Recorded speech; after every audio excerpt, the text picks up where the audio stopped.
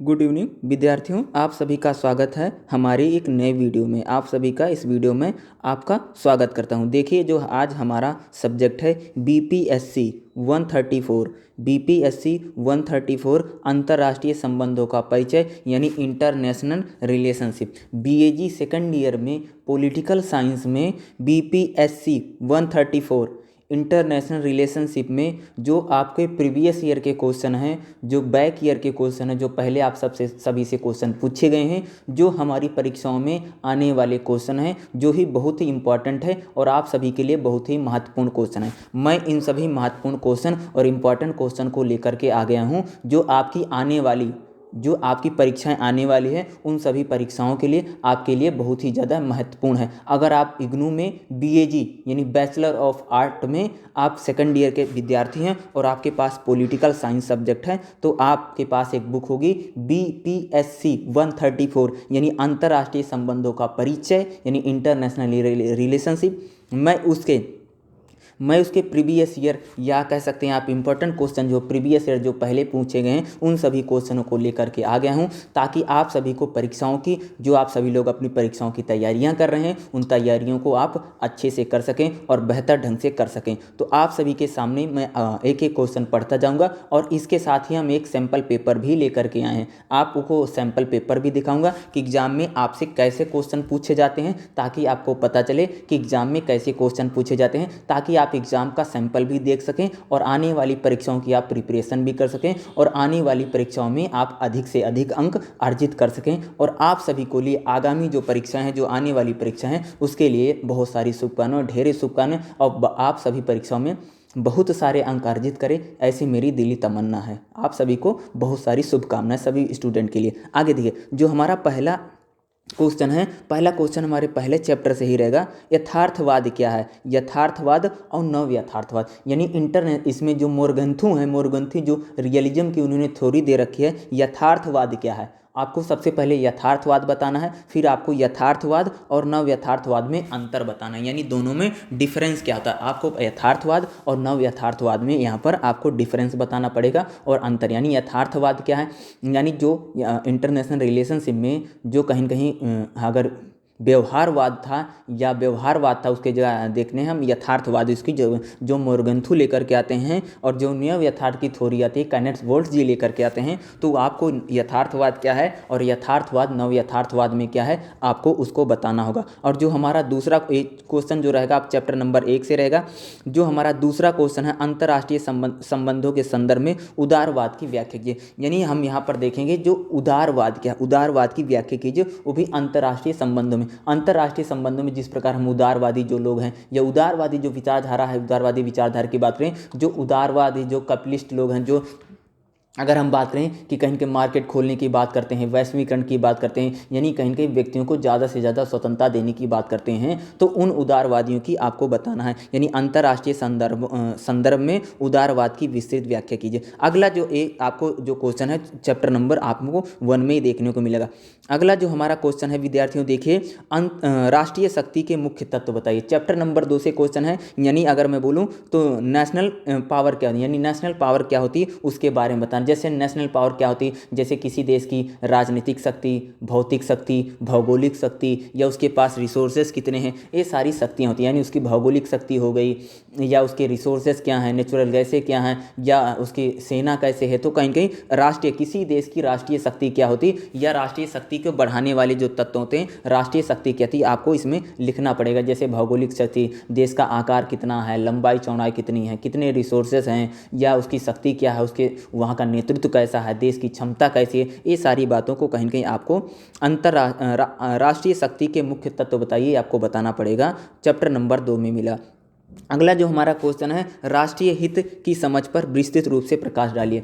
यानी जो राष्ट्रीय हित क्या है, यानी नेशनल इंटरेस्ट क्या होता है, उसकी समझ क्या है, उस पर प्रकाश। यानी नेशनल इंटरेस्ट क्या होता है, यानी किसी देश की राष्ट्रीय हित क्या, नेशनल इंटरेस्ट क्या होता है, उसको आपको बताना पड़ेगा। यानी जैसे किसी देश के इंटरेस्ट क्या होता है, यानी उसकी देश की सुरक्षा है, या उसकी सिक्योरिटी है, या उसको ज़्यादा से ज़्यादा डेवलप करना, वह विकसित करना है, ये सारी चीज़ें क्या है वो आपको कहीं कहीं इसमें बताना पड़ेगा। यानी चैप्टर नंबर 2 में ही आपको मिलेगा कि राष्ट्रीय शक्ति क्या होती, राष्ट्रीय शक्ति के तत्वों को बताइए या विस्तार पूर्वक उनकी बताइए। अगला ये भी आपको चैप्टर नंबर 2 में ही देखने को मिला। अगला जो हमारा क्वेश्चन है, शक्ति संतुलन क्या है, व्याख्या, यानी शक्ति संतुलन क्या होता है, यानी यहाँ पर जो हम बैलेंस क्या होता है, यानी पावर ऑफ बैलेंस क्या है, यानी शक्ति संतुलन क्या है, व्याख्या। चैप्टर नंबर 2 में जिस प्रकार हम देखें अंतर्राष्ट्रीय संबंधों में शक्ति संतुलन इसलिए जरूरी है ताकि कोई देश दूसरे देश का शोषण ना कर सके, यानी अंतर्राष्ट्रीय संबंधों में सभी के पास बराबर की शक्तियाँ हो, कोई ऊंचा या नीचा ना है, किसी के पास ज़्यादा शक्ति हो जाए, किसी के पास देशों में कम सकते हैं, सभी में बराबर बराबर शक्तियों का बंटवारा होना जरूरी है, नहीं तो कोई ना कोई एक देश क्या करेगा, एक दूसरे का शोषण ही करता रहेगा। यानी शक्ति संतुलन होना बहुत जरूरी है अंतर्राष्ट्रीय संबंधों में शांति व्यवस्था को स्थापित करने के लिए, चैप्टर नंबर 2 में मिलेगा। अगला जो हमारा क्वेश्चन है, प्रथम विश्व युद्ध के कारण क्या थे, यानी जो प्रथम विश्व युद्ध का उसके कारण क्या था, चाहे उसके राजनीतिक कारण थे, चाहे उसके आर्थिक कारण थे, चाहे उसके सामाजिक कारण थे, चाहे उसके अन्य कारण थे, उनके कारण क्या थे। तो प्रथम विश्व युद्ध जो होता यानी उसमें जिस प्रकार हथियारों की दौड़ है, राष्ट्रवाद की प्रमुखता है, और जो हथियार इतने ज़्यादा बनते हैं राष्ट्रवाद है, यानी जिस प्रकार वहाँ पर तानाशाही शक्तियाँ, या अगर हम बात करें तानाशाही शक्तियाँ जिस प्रकार उठती हैं, तो सब कारण क्या थे, यानी आपको चैप्टर नंबर 3 में देखने को मिलेगा कि प्रथम विश्व युद्ध के कारण क्या थे। इस क्वेश्चन को जरूर पढ़ लीजिएगा। अगला जो हमारा क्वेश्चन है, पेरिस शांति सम्मेलन पर टिप्पणी लिखिए। पेरिस शांति सम्मेलन कह लीजिए, और पेरिस शांति सम्मेलन यानी सेकंड वर्ल्ड वॉर के बाद जो शांति की वार्ता हुई थी, या इसको हम पेरिस शांति सम्मेलन या प्रथम विश्व युद्ध के बाद होने वाली शांति की जो वार्ता होती है उसमें देखते हैं, ठीक है। तो इसमें देख लीजिएगा, इसमें जो मित्र देश और कहीं के जो जर्मनी पर बहुत सारी शक्तियां लगा दी गई थे, जिस प्रकार उसकी आर्थिक शक्ति को रोक दिया गया था या सेना को कम कर दिया गया, जो पेरिस सम्मेलन हुआ था उसके बारे में आपको लिखना पड़ेगा। चैप्टर नंबर 3 में आपको देखने को मिलेगा, और प्रथम विश्व युद्ध के कारण क्या थे ये भी आपको चैप्टर नंबर 3 में ही देखने को मिलेगा। अगला जो हमारा क्वेश्चन रहेगा, द्वितीय विश्व युद्ध के प्रमुख कारण क्या थे। तो दोस्तों द्वितीय विश्व युद्ध का प्रमुख कारण क्या था आप सबको तो पता ही होगा, इस क्वेश्चन को जरूर पढ़ लीजिएगा। इसमें जैसे हिटलर का तानाशाही है, या जो उग्र राष्ट्रवाद है, या हम कह सकते हैं कि अपनी देश की सीमाओं को बढ़ाना है, या अगर हम कह सकते हैं साम्राज्यवादी नीतियाँ थीं, ये कहीं कहीं सारी नीतियाँ उसमें कारण बन रही थी। यानी द्वितीय विश्व युद्ध के प्रमुख कारण क्या थे, वो द्वितीय विश्व युद्ध के प्रमुख कारण क्या थे उनको आपको बताना पड़ेगा। ये भी आपको चैप्टर नंबर 3 में ही देखने को मिलेगा।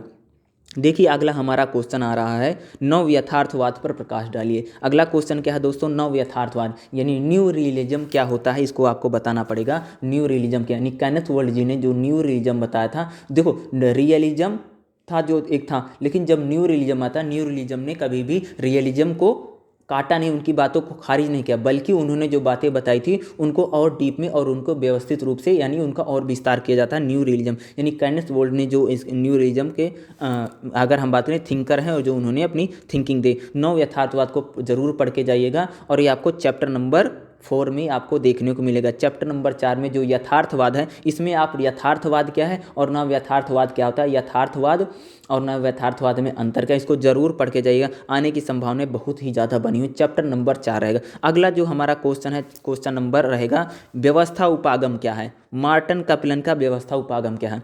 दोस्तों अगला जो हमारा क्वेश्चन रहेगा, व्यवस्था उपागम क्या है, मार्टिन कैप्लन का व्यवस्था, ये मैंने आपको क्लास में भी पढ़ा रखा है इस चैप्टर को, और इस चैप्टर की आगे हम कोशिश करेंगे वीडियो भी लाने के लिए कि व्यवस्था उपागम क्या है, मार्टिन कैप्लन का व्यवस्था उपागम क्या था। तो दोस्तों आप सबके लिए वीडियो भी हम लाने की कोशिश करेंगे इस चैप्टर की, और कहीं कहीं ये भी आपको चैप्टर नंबर 5 में देखने को मिलेगा। अगला जो हमारा मार्टिन कैप्लन जो व्यवस्था का मतलब होता है व्यवस्था बनाने के लिए जिस प्रकार उपागम क्या किए गए, यानी अंतर्राष्ट्रीय रिलेशन यानी अंतर्राष्ट्रीय संबंधों में व्यवस्था उपागम क्या है। और मार्टिन कैप्लन ने अपनी जो परिभाषा दी है उसके अनुसार जो उन्होंने शक्ति की बातें बताई, वो सारी चीज़ें आपको कहीं कहीं इसमें लिखनी पड़ेगी।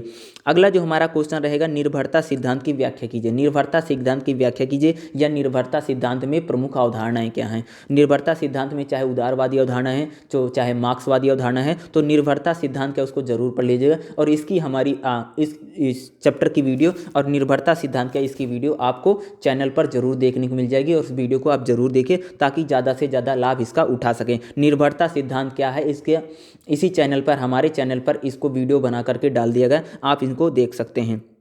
ठीक है। चैप्टर नंबर ये आपको रहेगा 6 में देखने को मिलेगा। अगला जो हमारा क्वेश्चन रहेगा, क्वेश्चन नंबर रहेगा रचनावाद क्या है, रचनावाद की चर्चा कीजिए, ये आपको चैप्टर नंबर 7 में देखने को मिलेगा। तो दोस्तों रचनावाद क्या है, रचनावाद की चर्चा कीजिए, इसकी भी हम कोशिश करेंगे आपके लिए वीडियो लाने की। ठीक है, तो इसकी भी हम कोशिश करेंगे आपकी जल्द से जल्द वीडियो लाएं, ताकि आप, क्योंकि बुक में बहुत ज़्यादा टफ लैंग्वेज में या कठिन शब्दों में बोला गया है, उसको कोशिश करेंगे हम आसान से आसान शब्दों में लाने के लिए, ताकि आप सब हर एक चैप्टर को आसानी से पढ़ सकें और अच्छे रूप से उसकी प्रिपरेशन कर सकें। ठीक है, रचनावाद क्या है, ये भी आपको चैप्टर नंबर 7 में देखने को मिलेगा। अगला जो हमारा क्वेश्चन रहेगा दोस्तों, रचनावाद की प्रमुख मान्यताएं क्या हैं, चर्चा कीजिए। रचनावाद की प्रमुख मान्यताएं क्या हैं, चर्चा कीजिए, ये भी आपको चैप्टर नंबर 7 में ही देखने को मिलेगा। इसको भी पढ़ लीजिएगा, आपके लिए हम वीडियो जरूर लेकर के आएंगे और कोशिश करेंगे आपको इन क्वेश्चनों को बताने की, ताकि आप बेहतर से उस चीज़ को पढ़ सकें और आप अपने एग्जाम में उन चीज़ों को लिख सकें।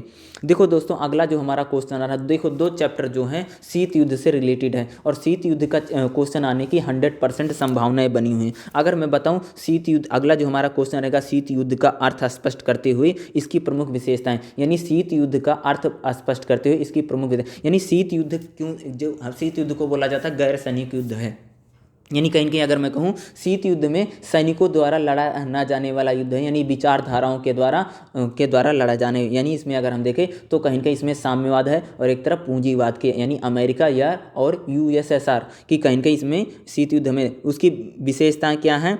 दूसरा, शीत युद्ध के विभिन्न चरणों का वर्णन, वेरी इंपॉर्टेंट क्वेश्चन अगला जो हमारा क्वेश्चन रहेगा दोस्तों, शीत युद्ध के विभिन्न चरणों का वर्णन कीजिए, तो इसको जरूर पढ़ के जाइएगा। अगला जो हमारा क्वेश्चन रहेगा दोस्तों, शीत युद्ध के विभिन्न चरणों का वर्णन कीजिए, यानी शीत युद्ध जो होता है उसके अलग अलग जो फेज हैं, यानी कोल्ड वार के विभिन्न फेजों, यानी फेज क्या है उसके चरणों की व्याख्या करना। तो जैसे उसमें कई सारे फेज चलते हैं, बढ़ती शत्रुता है, बीच में हम देखते हैं कि कहीं कहीं शिथिल पड़ जाना, फिर शत्रुता बढ़ती है, फिर शीत युद्ध का अंत किस प्रकार होता, तो आपको उसको सारा लिखना पड़ेगा दोस्तों। अगला हमारा जो क्वेश्चन रहेगा, शीत युद्ध के अंत तथा उत्तर शीत युद्ध काल में, यानी जब शीत युद्ध का अंत होता है और उत्तर यानी शीत युद्ध के बाद अंतर्राष्ट्रीय संबंधों पर क्या प्रभाव पड़ा, जैसे अंतर्राष्ट्रीय संबंधों पर क्या प्रभाव, जैसे अगर मैं बताऊं कि शीत युद्ध के बाद अंतर्राष्ट्रीय संबंधों और शीत युद्ध के बाद क्या विशेषता रही, तो कहीं का आपको क्या लिखना पड़ेगा। पहले क्या होता है, यूएसएसआर का कहीं कहीं विघटन हो जाता है, यानी जो रूस ने इतना बड़ा यूएसएसआर संगठन बना रखा था, उस संगठन का विघटन हो जाता, बर्लिन की दीवार गिर जाती है, बर्लिन की दीवार को कहीं कहीं गिरा दिया जाता है, और बात करेंगे जर्मनी का एकीकरण कर दिया जाता। तो आप इनको हेडिंग बना करके लिख सकते हैं, शीत युद्ध का अंत, उत्तर शीत युद्ध काल में अंतर्राष्ट्रीय संबंधों पर क्या प्रभाव, इसको जरूर पढ़ के जाइएगा और आपके लिए इंपॉर्टेंट क्वेश्चन बना रहेगा। अगला जो हमारा क्वेश्चन रहेगा दोस्तों, उत्तर शीत युद्ध काल की प्रमुख विशेषताएं, यानी शीत युद्ध जब समाप्त हो जाता है उस काल की प्रमुख विशेषता क्या रही, जिस प्रकार हम देखते हैं कि कहीं कहीं वैश्वीकरण होता है और कहीं कहीं जिसे हम भूमंडलीकरण के यानी ग्लोबलाइजेशन होता है और कहीं कहीं उसकी विशेषताएं क्या रही, तो उसको भी आपको बताना पड़ेगा। ये भी आपको अगर हम बात करें तो चैप्टर नंबर 7 और 8 में आपको देखने को मिलेगा ये आपको क्वेश्चन। ठीक है, तो इसको 8 और 9 में, सॉरी दोस्तों 8 और 9 में देखने को मिलेगा, इसको पढ़ लीजिएगा आप। जो अगला जो हमारा क्वेश्चन रहेगा, उत्तर शीत युद्ध की अवधि में उभरने वाले शक्ति के केंद्र, यानी उत्तर यानी शीत युद्ध समाप्त हो जाता तो कौन कौन से शक्ति के नए केंद्र, यानी ऐसे कौन कौन से देश थे जिनमें हमें, जैसे कौन कौन से देश हैं दोस्तों, जैसे भारत है, चीन है, रूस है, ठीक है, ये सारे देश शक्ति के नए नए केंद्र उभरते हैं। तो जैसे यूरोपीय यूनियन है, ब्रिक्स है, इन सारे देशों का भारत, चीन और उसमें 3 संगठन हैं, जैसे क्या है, ब्रिक्स है, यूरोपीय संघ है, भारत, चीन, यूरोपीय संघ, और इसमें आपको ब्रिक्स का नाम लिखना पड़ेगा। तो उत्तर शीत युद्ध के बाद शक्ति के उभरने वाले केंद्र कौन कौन से हैं, उनके बारे में आपको विस्तार पूर्वक लिखना पड़ेगा और अच्छे से लिखना पड़ेगा। ये भी आपको चैप्टर नंबर 10 में देखने को मिलेगा, तो इसको अच्छे से आप पढ़ लीजिए ताकि आप एग्जाम में इसको आप अच्छे से लिख सकें। अगला जो हमारा क्वेश्चन रहेगा दोस्तों, वैश्वीकरण से रहेगा, वैश्वीकरण के विभिन्न आयामों की चर्चा कीजिए, यानी जो वैश्वीकरण यानी जो ग्लोबलाइजेशन होता है, यानी भूमंडलीकरण जो होता है, उसके विभिन्न आयाम क्या हैं, चाहे उसके राजनीतिक आयाम है, चाहे सांस्कृतिक आयाम है, चाहे आर्थिक आयाम है, चाहे सामाजिक आयाम है, या वैश्वीकरण का क्या प्रभाव पड़ा, उसके विभिन्न जो आयाम है, राजनीति पर क्या प्रभाव पड़ा, संस्कृति पर क्या प्रभाव पड़ा, कल्चर पर क्या प्रभाव पड़ा, तो उसके अलग अलग जो प्रभाव पड़ते हैं, अलग अलग जो वैश्वीकरण होता है, वैश्वीकरण के जो अलग अलग परिणाम हैं, अलग अलग जो प्रभाव पड़ता है उनके बारे में, यानी वैश्वीकरण के विभिन्न आयामों की चर्चा कीजिए। अगला जो रहेगा हमारा क्वेश्चन दोस्तों, वैश्वीकरण की परिभाषा बताओ। अगर हम बात करूँ जैसे वैश्वीकरण होता है तो वैश्वीकरण की आपको क्या बतानी है, यहाँ पर परिभाषा बतानी है। वैश्वीकरण की क्या बतानी दोस्तों, आपके अगला जो हमारा क्वेश्चन है, वैश्वीकरण की परिभाषा को बताओ। ठीक है, तो आपको इसीलिए अगला इसी चैप्टर में से हमारा क्वेश्चन है कि चैप्टर नंबर 11 ही वैश्वीकरण हमारा, उसी में से सारे क्वेश्चन पूछे जा रहे हैं। इसमें आपको लिखना पड़ेगा वैश्वीकरण का राष्ट्र राज्य की संप्रभुता पर क्या प्रभाव पड़ा। देखो दोस्तों, ऐसा होता है कि वैश्वीकरण जब हुआ, वैश्वीकरण के द्वारा क्या राज्य की शक्तियाँ कम हो रही हैं, क्या राज्य की शक्तियों में किसी प्रकार की कमी है, क्या राज्य की शक्तियाँ घट रही हैं। देखो कई बार ऐसा होता है किसी जब वैश्वीकरण हुआ तो जब एक देश की कंपनियां दूसरे देश में गई तो हमें कहीं न कहीं देखने को मिला कि एक देश की कंपनी का टर्नओवर इतना ज़्यादा हो गया कि कहीं न कहीं वो किसी देश की जीडीपी से ज़्यादा हो गया, और कहीं न कहीं जो कंपनियां हैं, जो विदेशी कंपनियां, क्या वो राष्ट्र राज्य की शक्तियों को कम कर रही या किसी प्रकार की राष्ट्र की यानी जो स्टेट की पावर होती है, क्या उनकी पावर में किसी प्रकार का डेंट लग रहा। जिस प्रकार आपने देखा होगा ऑस्ट्रेलिया में मामला आया था, जिस प्रकार फेसबुक का वहाँ पर मामला बना, और जिस प्रकार हमने देखा भारत में जिस प्रकार आए दिन ट्विटर से संबंधित सरकार में वार छिड़ी रहती है, इसमें युद्ध छिड़ा रहता है। तो कहीं कहीं कह सकते हैं कि हम देख रहे हैं कि धीरे धीरे कंपनियों के फायदे के लिए जो सरकारें हैं उनके लिए कानून बना रही हैं। इससे क्या हम जो सरकार की जो संप्रभुता है, क्या उस पर संप्रभुता पर किसी प्रकार का फर्क पड़ा है या किसी प्रकार का प्रभाव पड़ा, तो आप इनको जरूर, तो यही सारी चीज़ें आपको उसमें लिखनी पड़ेगी। जिस प्रकार मैंने ऑस्ट्रेलिया का बताया था, ऑस्ट्रेलिया में क्या हो गया था दोस्तों कि वहाँ पर जो फेसबुक थी, जो फेसबुक की ऐप पर जो ऐड आती हैं, जो न्यूज़ चैनल की खबरें आती थी, तो न्यूज़ चैनल को फेसबुक पैसे नहीं दे रहा था और उसने मना किया। और एक जब ऑस्ट्रेलिया की सरकार ने बोला कि फेसबुक को पैसा देना पड़ेगा मीडिया हाउसेस को, तो उन्होंने बोला था हम नहीं देंगे, और उन्होंने ऑस्ट्रेलिया में फेसबुक चलाना बंद कर दिया। तो कहीं कहीं बाद में सरकार से और फेसबुक में सुलह होती, बाद में जाकर वहाँ पर फेसबुक, तो कहीं कहीं कह सकते हैं कि एक ऑस्ट्रेलिया की संप्रभुता पर एक कंपनी जो फेसबुक नाम की वैश्वीकरण के द्वारा क्या राष्ट्र राज्य जो राज्य की क्षमता, जो राज्य की पावर या राज्य की जो शक्तियां हैं उनमें किसी प्रकार की कमी हो रही या नहीं हो रही, तो यही आपको सारा बताना पड़ेगा। अगला जो क्वेश्चन है दोस्तों, वैश्वीकरण का आलोचनात्मक मूल्यांकन कीजिए। अगला जो हमारा क्वेश्चन रहेगा दोस्तों, वैश्वीकरण का आलोचनात्मक, क्या वैश्वीकरण के कुछ नुकसान भी हैं, यानी क्या उसके नेगेटिव पॉइंट भी है। वैश्वीकरण के बहुत सारे नेगेटिव पॉइंट हैं और बहुत सारे पॉजिटिव पॉइंट हैं, तो आपको यहाँ पर पॉजिटिव पॉइंट नहीं बल्कि नकारात्मक यानी नेगेटिव पॉइंट ही सारे लिखने पड़ेंगे। ठीक है, तो ये भी आपको उसी चैप्टर में ही मिल जाएगा, वैश्वीकरण वाले चैप्टर में, चैप्टर नंबर 11 में देखने को मिलेगा। ठीक है, चैप्टर नंबर 11 में आपको देखने को मिलेगा, इसको अच्छे से पढ़ लीजिए और अच्छे से जांच लीजिए। ठीक है, अगला जो हमारा क्वेश्चन रहेगा, संयुक्त राष्ट्र के उद्देश्य, सिद्धांत और संगठन का वर्णन, यानी यूएनओ यानी यूनाइटेड नेशन का उद्देश्य क्या है, सिद्धांत क्या है और उसका संगठन क्या है, जिसको उसके बहुत सारे संगठन जैसे सिक्योरिटी काउंसिल है, महासभा है जिसे आम सभा भी बोलते हैं, महासभा है, आर्थिक सामाजिक परिषद है, उसके पास एक कोड है, उसका जो सचिवालय है, इन सब के बारे में आपको कहीं कहीं उसके संगठन यानी यूएनओ यानी यूनाइटेड नेशन का संगठन क्या है, उसका कार्य क्या है और उसके अलग अलग ब्रांच क्या है, अलग अलग उसका संगठन क्या है, उसके बारे में कहीं कहीं लिखना पड़ेगा। अगला जो हमारा क्वेश्चन रहेगा दोस्तों, वो भी संयुक्त राष्ट्र से ही रिलेटेड है, संयुक्त राष्ट्र की उपलब्धियां और विफलताओं पर, यानी संयुक्त राष्ट्र किन किन चीज़ों में उपलब्धि उसकी हासिल हुई और किन किन चीज़ों में उसे विफलता यानी कहीं कहीं उसे हार का सामना कह सकते किन कौन से प्रयास रहे जो सफल रहे और कौन से प्रयास रहे जिसमें उसे असफलता का सामना करना पड़ा। तो आपको सफलता और असफलता दोनों को लिखना पड़ेगा। और ये दोस्तों इंपॉर्टेंट क्वेश्चन बनेगा, परीक्षा में आने की और एग्जाम में आने की बहुत ज़्यादा भूमिका, बहुत ज़्यादा संभावनाएं बनी हुई हैं, इसको जरूर पढ़ लीजिएगा और इस पर भी हम कहीं कहीं वीडियो लाने की जरूर कोशिश करेंगे। और आप सभी को लिए एग्जाम के लिए ढेर सारी शुभकामनाएं। आप सभी हमारी क्लासेस को जरूर ज्वाइन कीजिए और क्लासेस में जरूर आइए ताकि मैं आप सबको ज़्यादा से ज़्यादा चीज़ों को पढ़ा सकूँ और ज़्यादा से ज़्यादा चीज़ें मैं आप सबको बता सकूँ। अगला जो हमारा दोस्तों रहेगा, संयुक्त राष्ट्र यानी यूनाइटेड नेशन की व्यवस्था में सुधार के लिए उसको यूनाइटेड नेशन का पुनर्गठन करने के लिए क्या सुझाव दिए गए हैं, क्या परिवर्तन करने चाहिए, क्या पुनर्गठन के लिए क्या सुझाव दिए गए हैं, संक्षिप्त में टिप्पणी। यानी जैसे भारत ने बहुत सारे सुझाव दिए कि सिक्योरिटी काउंसिल में बहुत सारे बदलाव होने चाहिए, कि उसमें जो P5 जो परमानेंट यानी जिनको वीटो पावर मिली है उनमें बढ़ोतरी होनी चाहिए और कहीं के अस्थायी जो सदस्य हैं उनमें किसी को अस्थायी बनाना चाहिए।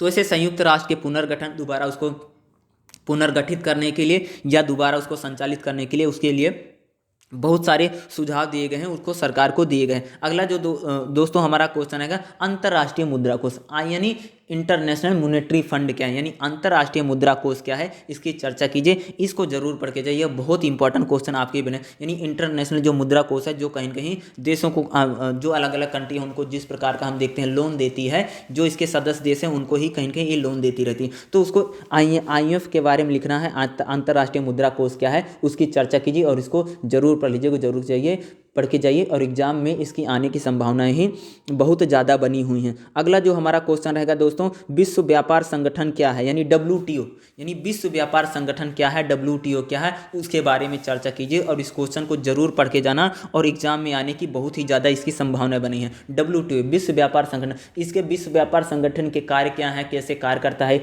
इसकी शक्तियाँ क्या हैं और इसके हानि और लाभ, ये सारी चीज़ें आपको कहीं ना कहीं लिखना पड़ेगा। विश्व व्यापार संगठन यानी WTO के कार्य या WTO की स्थापना क्यों है, WTO क्यों बना, कहीं कहीं वो भी आपको लिखना पड़ेगा। अगला जो हमारा दोस्तों क्वेश्चन आएगा विश्व बैंक यानी WB वर्ल्ड बैंक के बारे में कहीं कहीं आपको लिखना पड़ेगा और इन सारे क्वेश्चनों को आप पढ़ लीजिए या लिख लीजिए और इनकी तैयारी करके जरूर जाइए। अगला जो हमारा क्वेश्चन था वही था कि विश्व बैंक क्या है, यानी जो विश्व बैंक की जो स्थापना की जाती है, तो विश्व बैंक क्या करता है, अलग अलग कंट्री को, अलग अलग देशों को जिस प्रकार लोन देता है, जिस प्रकार पैसे पर लोन देता है उसकी आपको तो उसकी कहीं कहीं इसमें चर्चा करनी पड़ेगी, उसको कहीं कहीं लिखना पड़ेगा। दोस्तों अगला हमारा क्वेश्चन रहेगा कि क्षेत्रवाद से आप क्या समझते हैं, यानी क्षेत्रवाद हम कहीं कहीं हमें देखने को मिलता है कि क्षेत्रीय शक्तियां, कहीं कहीं पर क्षेत्रवाद क्या होता है कि जब कोई व्यक्ति अपने क्षेत्र को लेकर के या अपने राज्य को लेकर के या अपने इलाके को लेकर के उसमें क्षेत्रीय भावना बहुत ज़्यादा बढ़ जाती है और क्षेत्रीय भावना हमेशा देखेंगे राष्ट्रीय भावना या राष्ट्रवाद के लिए कई बार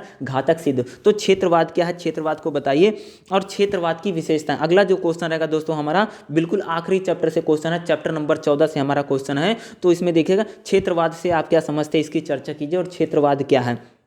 और अगला जो क्वेश्चन रहेगा क्षेत्रवाद की प्रमुख विशेषताएं क्या, यानी क्षेत्रवाद की विशेषता क्या, उन क्षेत्रवाद की विशेषताओं के बारे में भी आपको लिखना पड़ेगा। इनको जरूर पढ़ लीजिए और जरूर पढ़ कीजिए। क्षेत्रवाद क्या, क्षेत्रवाद से आप क्या समझते हैं। और अगला जो क्वेश्चन रहेगा क्षेत्रवाद की विशेषता क्या है, क्षेत्रवाद की विशेषताओं को बताइए। इसको पढ़ के जरूर जाइए और आपके लिए एग्जाम में बहुत ही महत्वपूर्ण क्वेश्चन बनेगा। और नव क्षेत्रवाद क्या होता है, देखो क्षेत्रवाद में अगर हम चर्चा करेंगे तो क्षेत्रवाद में मात्र और मात्र क्या हर चीज़ों की बातें की जाती थी, कहीं कि उसमें राजनीतिक, आर्थिक, सामाजिक, सांस्कृतिक और हर, लेकिन जो नव क्षेत्रवाद है उसमें मात्र और मात्र आर्थिक क्षेत्रवाद की चर्चा की जाती है। नव क्षेत्रवाद वही क्षेत्रवाद है जिसमें मात्र और मात्र आर्थिक क्षेत्र की हम बात करते हैं, यानी कहीं कहीं इकोनॉमी सेक्टर की ही क्षेत्रवाद की बात करते हैं, बाकी अन्य किसी चीज पर ध्यान नहीं जाओ, उसको हम नव क्षेत्रवाद बोलते हैं। तो अगला जो हमारा क्वेश्चन रहेगा और आखिरी क्वेश्चन रहेगा क्षेत्रवाद एवं नव क्षेत्रवाद का आलोचात्मक मूल्यांकन कीजिए।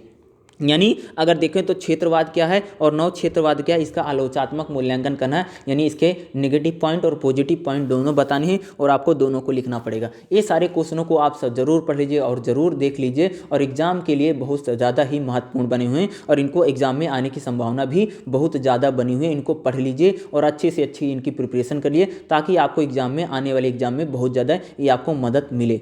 ठीक है, आगे देखिए, आगे हमारा एक सैंपल पेपर आ रहा।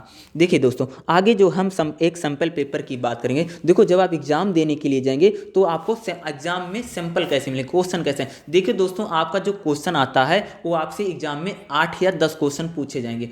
कितने पूछे जाएंगे दोस्तों, 8 या 10 क्वेश्चन आपसे पूछे जाते हैं और उसको 2 खंड में, यानी खंड भाग 1 और भाग 2 में लिख दिया जाता है। मिनिमम आपके देखेंगे जो सैंपल है, सैंपल को देख लीजिए, ऐसा ही क्वेश्चन आता है। ठीक है, आपको क्या इस गैस पेपर कह लीजिए आप या सैंपल पेपर कह लीजिए, या आपको सैंपल पेपर या एक गैस पेपर आपको देखने को मिलेगा। तो इसको कहीं कहीं ऐसे ही आपको क्वेश्चन देखने को मिलेगा। हर वीडियो में आपको, हर जो आपको प्रीवियस ईयर की मैं वीडियो बना रहा हूँ, हर वीडियो में आपको सैंपल पेपर या गैस पेपर मैं आपको जरूर दिखा रहा हूँ, यानी क्वेश्चन इसी प्रकार से कहीं कहीं पूछा जाता है। किन्हीं और कहीं कहीं जब क्वेश्चन पूछा जाएगा, 8 क्वेश्चन आता है या 10 क्वेश्चन आएगा, मोस्टली 8 ही क्वेश्चन आएगा इस बार आप देखिए, तो कहीं कहीं आपको क्या करना पड़ेगा कि उसमें लिखा रहेगा किन्हीं 5 प्रश्नों का उत्तर दीजिए, किन्हीं 5 प्रश्नों का उत्तर दीजिए, 500 शब्दों में देना है और प्रत्येक भाग में से, यानी प्रत्येक भाग, जैसे भाग 1 और भाग 2, प्रत्येक भाग में से कम 2 प्रश्नों का उत्तर देना। यानी कहने का मेरा मतलब है कि हर भाग में से कम 2 का तो देना ही पड़ेगा, यानी कहने का मतलब है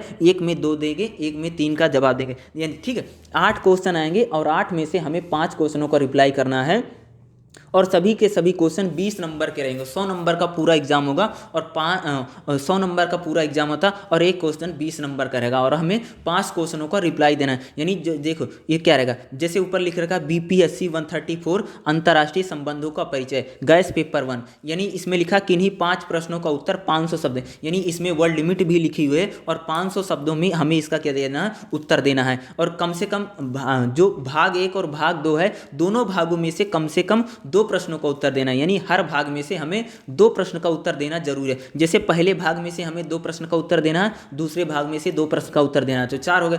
किसी एक भाग में से हमें 1 प्रश्न का और उत्तर लिखना पड़ेगा और सभी जो क्वेश्चन है 20 नंबर के बने रहेंगे। देखिए जो हमारा पहला क्वेश्चन है, पहला क्वेश्चन देखिए, शक्ति संतुलन क्या है, चर्चा कीजिए। यानी शक्ति संतुलन क्या है उसकी चर्चा कीजिए, शक्ति संतुलन जो होता है उसके बारे में। और चैप्टर नंबर 3 में आपको देखने को मिले, यानी कहेंगे अंतर्राष्ट्रीय संबंधों में कई बार क्या होता है कि सभी देशों में शक्तियां बराबर बटी रहे ताकि कोई देश अन्य देश पर हमला न कर सके, उसे डरा धमका ना सके, इसके लिए शक्ति संतुलन होना बहुत जरूरी है। जो दूसरा क्वेश्चन रहेगा दोस्तों, द्वितीय विश्व युद्ध यानी सेकंड वर्ल्ड वॉर के प्रमुख कारण क्या थे। यानी जो हमारा द्वितीय विश्व युद्ध होता है उसके प्रमुख कारण क्या रहे, जो सेकंड वर्ल्ड वॉर होता है उसके प्रमुख कारण क्या थे, उसको ये भी आपको चैप्टर नंबर अगर मैं बात करूं तो चैप्टर नंबर 3 में से पूछा गया है। अगला जो हमारा क्वेश्चन रहेगा दोस्तों, शीत युद्ध के प्रभाव क्या पड़े। शीत युद्ध के प्रभाव क्या पड़े, तो आपको मैंने बता दिया था शीत युद्ध जिस प्रकार बर्लिन की दीवार का गिरना, जर्मनी का एकीकरण है, यूएसएसआर का विघटन है, यही सारी चीजें हैं। ये भी आपको शीत युद्ध वाला जो चैप्टर है, चैप्टर नंबर 8 और चैप्टर नंबर आपको 9 में देखने में। चैप्टर नंबर 8 और चैप्टर नंबर 9